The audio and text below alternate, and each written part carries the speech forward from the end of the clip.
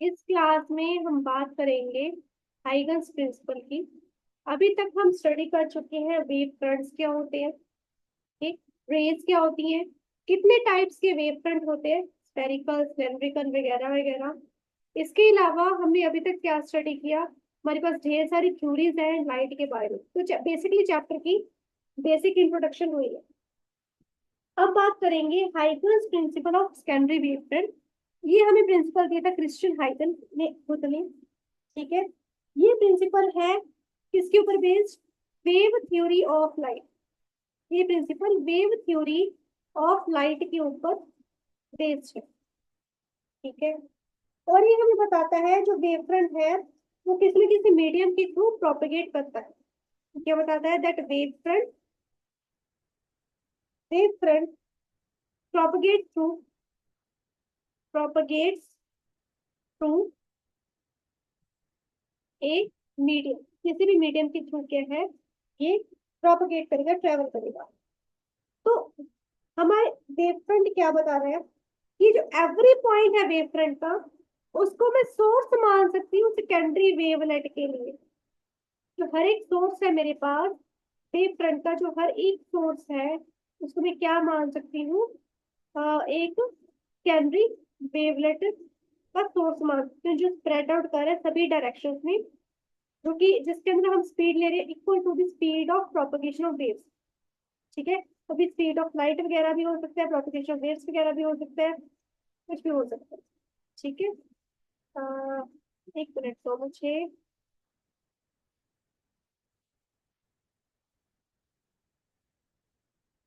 हाँ जी, ठीक है। तो इसके बारे में हमें, इस चीज के बारे में बताया गया, ओके। इस चीज को अब हम थोड़ा सा आगे और बढ़िया तरीके से स्टडी करते हैं। अब हम इसको स्टडी करेंगे, हम अज्यूम करते हैं, कुछ assumptions लेंगे, उस assumptions को मैं समझाऊंगी, उसके बेसिस पे हम इस, तो यहाँ पे एक डायग्राम बनी हुई है, इसको देखेंगे। तो assumptions क्या है, assumptions के अकॉर्डिंग जो मेरे पास हर एक पॉइंट है वेवफ्रंट का, वो एक्ट करता है। मान लीजिए ये एक पॉइंट है, ठीक है, मान लीजिए ये वाला एक पॉइंट है, ये कोई भी एक पॉइंट है, ठीक है। तो ये वाले जो पॉइंट्स है, ये act as fresh source of new disturbance, ठीक है। Every point of wave front दिखाया हुआ है ना, ये हर एक वेव फ्रंट क्या है, ये एक्ट करता है, acts as a new source of disturbance. इसकी वजह से कोई ना कोई नई डिस्टर्बेंस आ रही है, ठीक है। और जो नई डिस्टर्बेंस आ रही है, न्यू डिस्टर्बेंस आ रही है, उसको मैं क्या कहूंगी, इस न्यू डिस्टर्बेंस को, इसको मैं कहूंगी सेकेंडरी वेव या वेव सेकेंडरी। एक बार सुन लो बस, मैं इसको अच्छे से समझाऊंगी, सेकेंडरी वेव और वेवलेट। पहले जैसे एग्जाम्पल्स को समझ लो, सुन लो, समझ में आएगा जैसे मैं एग्जांपल दूंगा। अब ये जो सेकेंडरी वेवलेट्स है, ये सेकेंडरी वेव है, ये जो न्यू वेव फ्रंट है, ये स्प्रेड आउट हो रहा है सभी डायरेक्शन में। क्या ये सभी डायरेक्शन में, ये जो न्यू वेव फ्रंट है सभी डायरेक्शन में स्प्रेड आउट नहीं हो रही, यहाँ स्प्रेड आउट हो गया, ये इस डायरेक्शन में हो गया, इस डायरेक्शन में, इस डायरेक्शन में, सभी डायरेक्शन में स्प्रेड आउट नहीं हो रहा, ठीक है। कितनी स्पीड के साथ स्प्रेड आउट हो रहा है, equal to the speed of propagation of wave, हाँ जी, ये इसके साथ स्प्रेड आउट हो रहा है। तो जो न्यू वेव फ्रंट आएगा इस वक्त, वो फॉरवर्ड एनवेलप होगा, यानी कि वो टेंजेंशियल सरफेस के अकॉर्डिंग है, जो फॉरवर्ड डायरेक्शन भी कह लूंगी उसमें आएगा। सेकेंडरी वेव फ्रंट उस वक्त इस तरह से आएगा, ये वेवलेट्स ये डायरेक्शन हमें दे रखी है, इस तरह से ही जाएगा, ठीक है। तो हाइगन ने एक्चुअली में किया क्या था, उसने कुछ कंसिडरेशन ली थी, उस कंसिडरेशन को अब ना इसको, ये जो बुक्स में एजम्पशंस दी होती हैं, ठीक है, जो थ्योरीज दी होती हैं, उसको अभी तक मैंने जस्ट पढ़ के समझाया है। अब इसको हम अच्छे से डिटेल में पढ़ेंगे। मेरे पास आपके सामने सोर्स पड़ा है, डॉट में,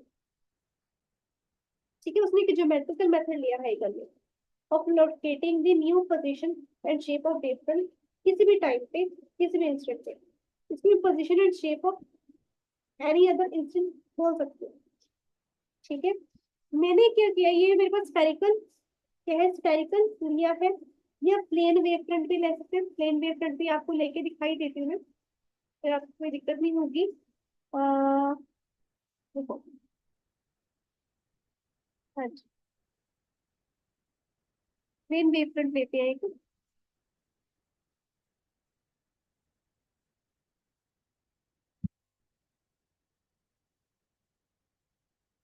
इस तरह से, इस तरह से मैंने एक प्लेन वेव फ्रंट ले लिया। ओके, जब ये प्लेन वेव फ्रंट लिया, यहाँ पर मेरे पास एक ऐसे वेव फ्रंट बना, ये भी वेव फ्रंट, ये इसके अंदर क्या बन रहा है हमारे पास, इस तरह से वेव फ्रंट के अंदर जो नई डिस्टर्बेंसेस आ रही है वो शो कर रही है। सर्कल के अंदर में से एक नया सर्कल निकल रहा है, उसको क्रॉस करके जा रहा है, वही चीज है। अगर मैं इसको ऐसे, इसको पूरा घुमा दूं, पूरा सर्कल कर दूं, तो ये चीज ऐसे नहीं हो रही, याद दीजिए। एक्सिस सिलेंड्रिकल वाले में थोड़ी सी दिक्कत आ रही, पहले मैंने प्लेन वाला इससे करके दिखा दिया, ये ऐसे नहीं हो रहा। ये इस तरह से, ये सर्कल, फिर ये सर्कल, फिर ये सर्कल, फिर ये सर्कल, फिर ये सर्कल, ये मेरा रूट उसमें से बाहर निकल गया, फिर फ्रंट में से, फिर इस तरह से होता है, इस तरह से सर्कल में से सर्कल ही निकल रहे जाते, वैसे होता है। ठीक है, ये चीज इस तरह से बन रही है। क्लियर, मेरे पास एक सोर्स आया, उस सोर्स में से वेव्स निकलनी शुरू हुई। ठीक है, अब जो वेव फ्रंट है, इस तरह से टुवार्ड राइट नहीं जा रही है, मैं कहूँ नीचे की तरफ नहीं जा रहा, ये वेव फ्रंट थोड़ा नीचे की तरफ जा रहा है, इस तरफ इस तरफ इस तरफ। ठीक है, नीचे की तरफ जा रहा है। तो मान लीजिए मेरे पास ए और बी क्या है, किसी कोई पोजीशन है, किसी भी वेव फ्रंट की ए और बी पोजीशन है एट एनी टाइम। ठीक है, और यहाँ पे हाइगन्स प्रिंसिपल के अकॉर्डिंग मेरे पास जो ए बी है, या मैं कह दूँ ये है, ये जो सोर्स है, मैं सोर्स तो ये है, जो ए बी है वो किसका सोर्स बन रहा है, ये सोर्स बन रहा है of secondary disturbance, it is becoming a source of secondary, या सेकेंडरी डिस्टर्बेंस। यानी कि ये ए टू बी मेरे पास इस तरह से सोर्स आया, इसकी वजह से एक नई डिस्टर्बेंस प्रोड्यूस हुई। ठीक है, ये वाली डिस्टर्बेंस प्रोड्यूस होगी। ठीक है, ये सारी नई डिस्टर्बेंसेस आ रही है ए टू बी की वजह से, नई डिस्टर्बेंसेस आ रही है। यहाँ से मैं कह दूँ ये है वेव फ्रंट, ये ए है ये बी है, इस केस में तो ये इसके बीच में से नहीं सर्कल निकल के जा रही है, ए और बी के बीच में से। अगर मैं कहूँ इसको अगर प्रॉपरली दिखाना हो, तो प्रॉपरली दिखाना हो, असल में तो वेव फ्रंट मेरे पास बेटा ये, आप ये मानो, तो इसको पूरा सर्कल इसको घुमा दिए, तो पूरा का पूरा वेव फ्रंट तो ये है सभी के साथ। तो यहाँ से मेरे पास इनके बीच में से डिस्टर्बेंस शुरू होगी, या मैं कह दो इस वाले वेव फ्रंट से, या ए ए डैश की वजह से कह दो, better to be said A B की बजाय ए ए डैश कह दो, better to be said A A dash की वजह से, जो ए ए डैश मेरे पास वेव फ्रंट है, उसकी वजह से यहाँ पे डिस्टर्बेंस शुरू हुई। अब जो ये वाला आया है बी बी डैश, इसकी वजह से यहाँ पे और डिस्टर्बेंसेस शुरू हुई। ऑब्वियस सी बात है, मान लीजिए सी सी डैश आ गया, तो इसकी वजह से और डिस्टर्बेंसेस शुरू होंगी,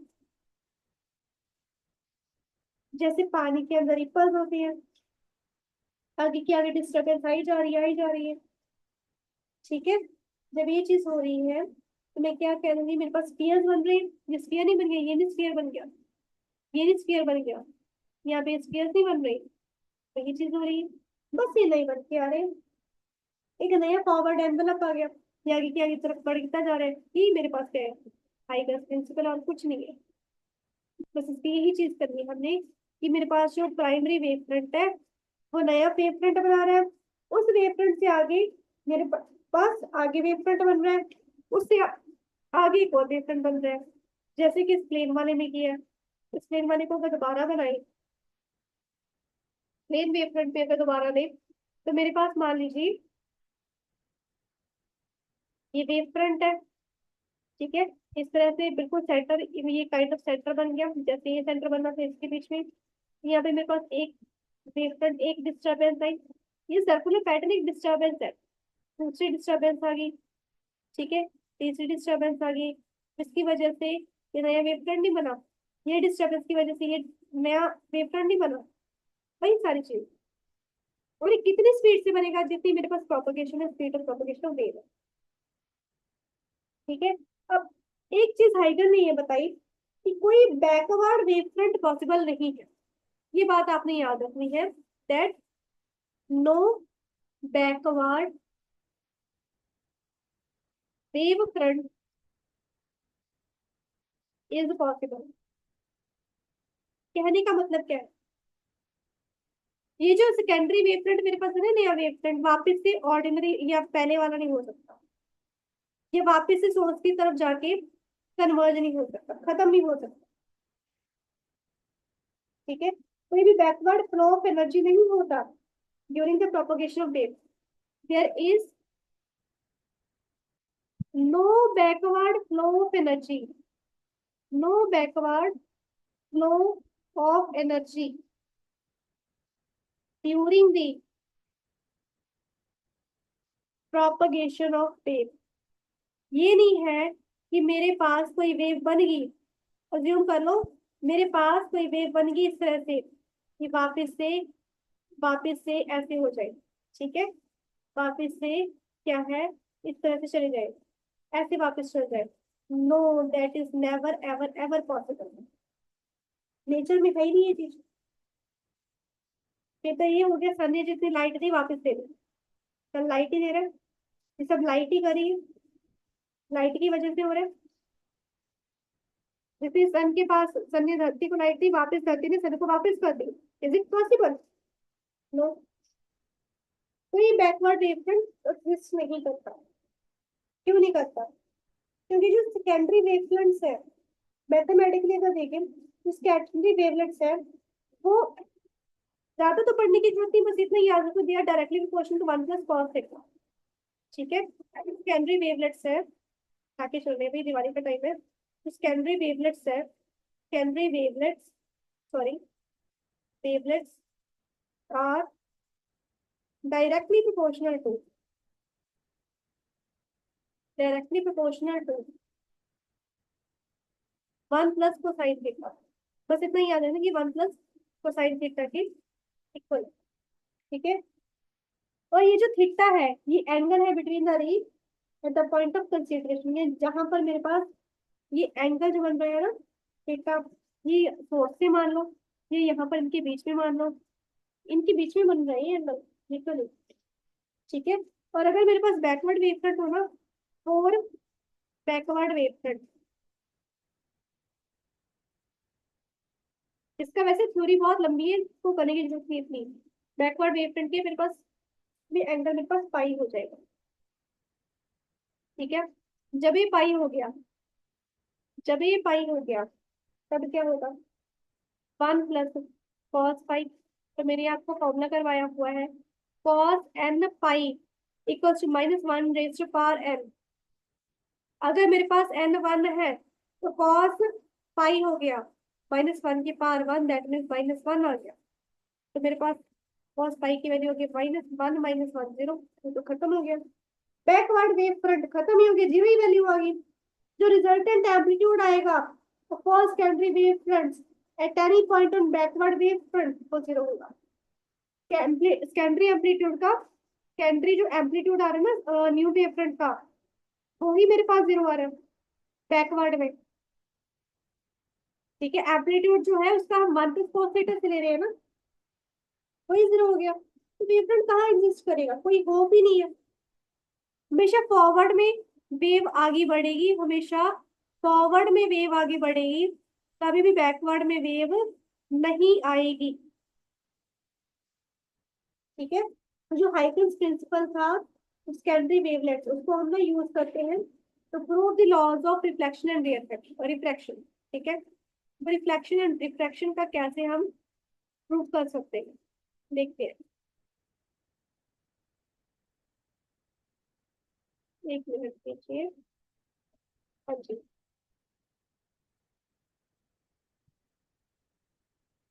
तो ये हमारे पास कैसे आता है, जो लॉज ऑफ रिफ्लेक्शन है on the basis of hydrogen theory, हम कैसे कह सकते हैं। भाई मेरे पास एक प्लेन वेव फ्रंट आएगा, ठीक है, वो होगा, इंसिडेंट होगा on the plane reflecting surface X Y. तुम्हें यहाँ पे टॉपिक का नेम लिखते होना चाहिए, फिर हमें क्लियर रहेगा क्या बात कर रहे हैं, ठीक है। Reflection on the basis of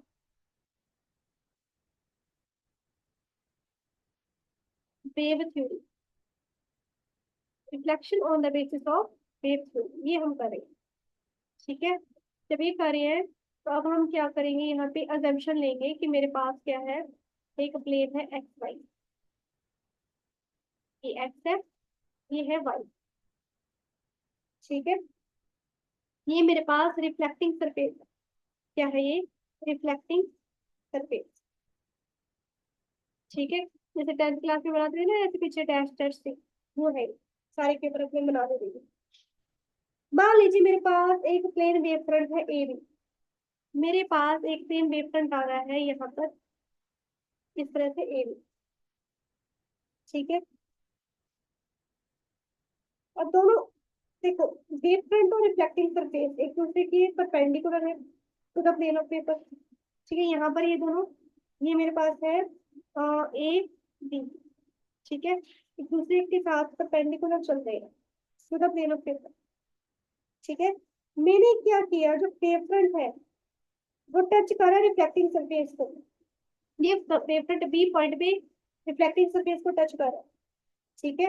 reflecting surface को टच करते ही यहाँ पर मैं यहीं के पे करीब पर, करीब से ही यहाँ पे एक नया वेव फ्रंट बना रही हूँ सी टी, यहाँ पर सी है, यहाँ पे टी है, इसी की मदद से मेरे पास प्लेन वेव फ्रंट आ रहा है सी, सी टी, ठीक है।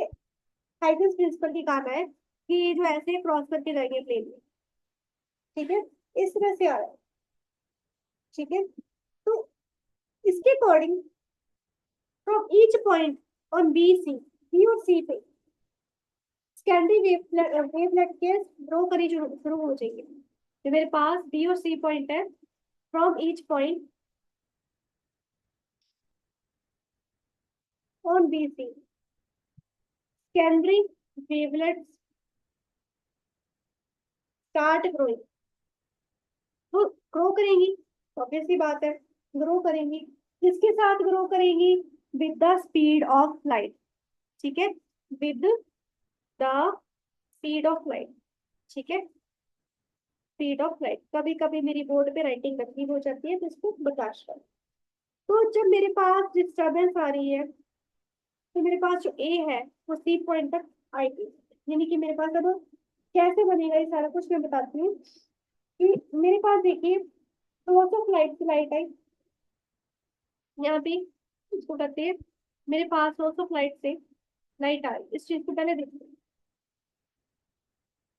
यहाँ यहाँ पे रिफ्लेक्ट होगी ये लाइट, सीधी इधर जा रही है, देखो पॉइंट पे रिफ्लेक्ट होगी, यहाँ पे चले, एक लाइट मेरे पास इस तरह से आ रही है, सी पे टकराएगी, ठीक है, सी पे टकरा रही है, तो अभी ये भी रिफ्लेक्ट होके जाएगी, आगे जा रही है, इस तरह से रिफ्लेक्ट होके जा रही है। अब हम दोनों के लिए एक नॉर्मल ड्रॉ कर लेते हैं। हम्म, हाँ जी, एक यहाँ पे, अरे एरो कहाँ से आ गया, एक मिनट। अब हम दोनों के लिए एक नॉर्मल ड्रॉ करेंगे, यहाँ पर एक नॉर्मल आ गया, क्योंकि रिफ्लेक्शन तो नॉर्मल की बेसिस पे ही होती है ना, यहाँ पे नॉर्मल आ गया एक, यहाँ पे नॉर्मल अज्यूम करेंगे, राइट, ये नॉर्मल आ गया, थोड़ा सा इधर उधर हो सकता है मेरा पॉइंट भी, नीचे जा रही है, ये मेरे पास एस है, ठीक है, ये मेरे पास नॉर्मल है एन, ओके। अब ये मेरे पास जो है ये वाला, ये है इंसिडेंट वेव फ्रंट, ये वेव फ्रंट मेरे पास असल में वेव फ्रंट जिसकी शुरुआत हुई है, जिससे शुरुआत हुई है वो है ये भी, अब यहाँ पे देखिए मेरे पास रे ऑफ लाइट इस तरह से रिफ्लेक्ट होके जा रही है, तो ये क्या होगा, रिफ्लेक्टिव वेव फ्रंट। रिफ्लेक्शन की वजह से मेरे पास वेव फ्रंट आ रहा है, रिफ्लेक्टेड वेव फ्रंट। ठीक है, तो क्या है, मेरे पास लाइट आई, वेव फ्रंट से टकरा के गई, इसकी वजह से यहाँ पर एक बना। अब यहाँ पर भी एक अगर बनेगा तो इसकी वजह से यहाँ पे रिफ्लेक्शन होगी, अगर यहाँ पे एक वेव फ्रंट बन जाए इस तरह से, यहाँ पे भी रिफ्लेक्शन होगी, इस तरह से वेवलेट बनेगी। ठीक है, बस एंगल ऑफ इंसिडेंस और रिफ्लेक्शन याद रखना, यहाँ पे एंगल ऑफ इंसिडेंस है इसका। ठीक है, और ये वाला क्या, एंगल ऑफ इसका, इसका रिफ्लेक्शन। अब एंगल ऑफ इंसिडेंस हम कहाँ से लेंगे, अम, एक मिनट।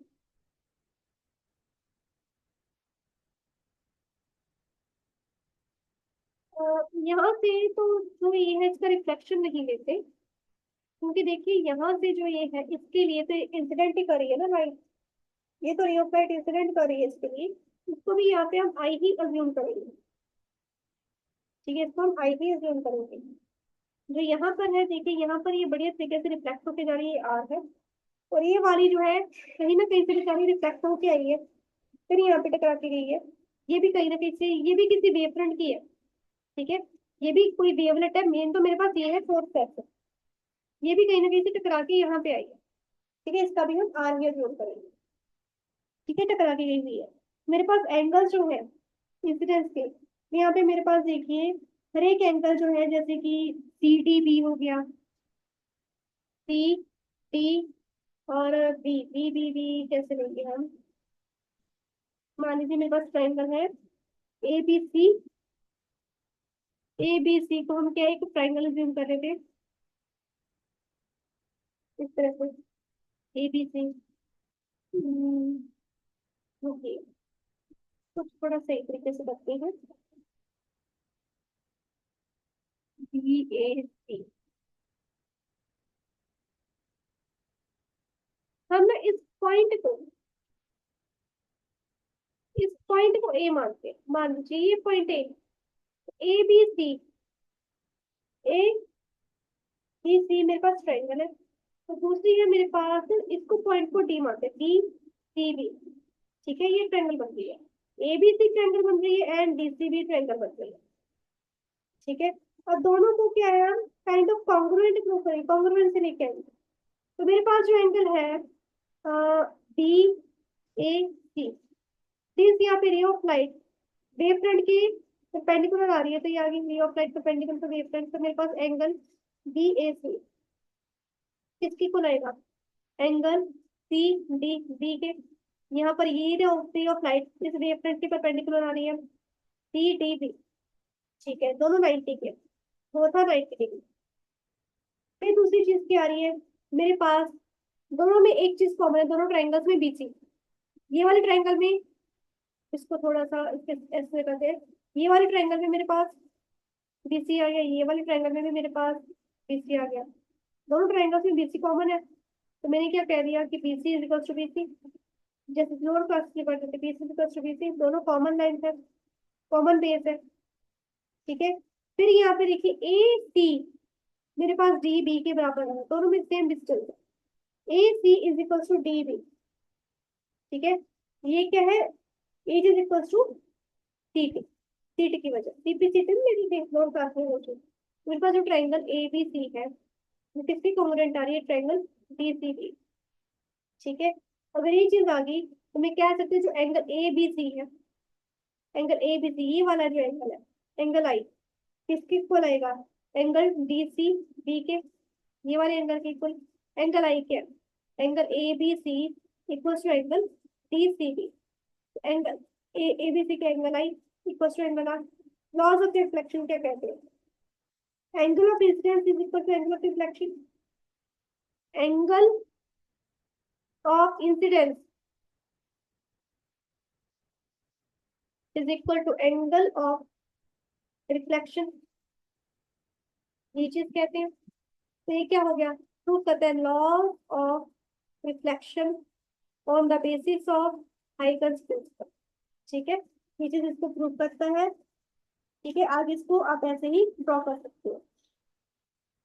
तो आज इस क्लास में हम इतना ही करते हैं। नेक्स्ट क्लास में हम करेंगे refraction on the basis of wave theory, इसमें हम स्नेल्स लॉ ऑफ रिफ्रैक्शन को प्रूव करेंगे। स्नेल्स लॉ याद है, थोड़ा सा पढ़ के रखना। स्नेल्स लॉ क्या होता था कि मेरे पास जो रिफ्रैक्टिव इंडेक्स आता था, मान लीजिए मेरे पास रिफ्रैक्टिव इंडेक्स है 1 μ2, या इसको मैं 1n2 भी लिख सकती हूँ। किसी क्लास में n, किसी बुक में n होता था, किसी क्लास में u होता था। किसकी इक्वल होता है? Velocity of wave in first medium, velocity of light in second medium. ठीक है, किसकी इक्वल आता था? साइन वैल्यू लेते थे एंगल ऑफ इंसिडेंस की, अपन साइन वैल्यू लेते थे एंगल ऑफ रिफ्रैक्शन। रिफ्रैक्शन और यहाँ पे क्या है? रिफ्रैक्शन। ये है हमारे पास स्नेल्स लॉ, इसको याद रखना है। ये ना लोअर क्लासेस में 10th क्लास में आता है आपको, बट 10th क्लास में हम इतना डीपली इसको पढ़ते नहीं है, क्योंकि इसमें एक या दो एमसीक्यू ही आ रहे होते हैं और कुछ ज्यादा से ज्यादा यू कैन से एजर्शनिज्म होगा, और कुछ क्वेश्चन नहीं आता। न्यूमेरिकल था नहीं आता आपको, न्यूमेरिकल आते थे कोविड वाले से पहले बच्चों को। तो ये ही चीज है इसमें, बस क्या याद रखना है? Refractive index. रिफ्रैक्टिव इंडेक्स क्या होता है ये आपको बेसिक बता देती हूँ। रिफ्रैक्टिव इंडेक्स को ना मैं ऑप्टिकल डेंसिटी से बता सकती हूँ। ऑप्टिकल डेंसिटी यानी कि मेरे पास रिफ्रैक्शन क्या है, मान लीजिए मेरे पास यहाँ पर क्या है? एक रेयर मीडियम है, यहाँ पर एक डेंसर मीडियम है। रेयर मीडियम से डेंसर मीडियम में मेरे पास रे ऑफ लाइट ट्रेवल की, तो वो बेंड होगी टुवर्ड्स दी नॉर्थ। ये मेरे पास एंगल आई आ गया, ये मेरे पास एंगल आ रहा है। ठीक है, रेयर मीडियम अज्यूम करते हैं मेरे पास एयर की, डेंसर मान लीजिए वाटर है, हवा से तो पानी डेंसर ही है।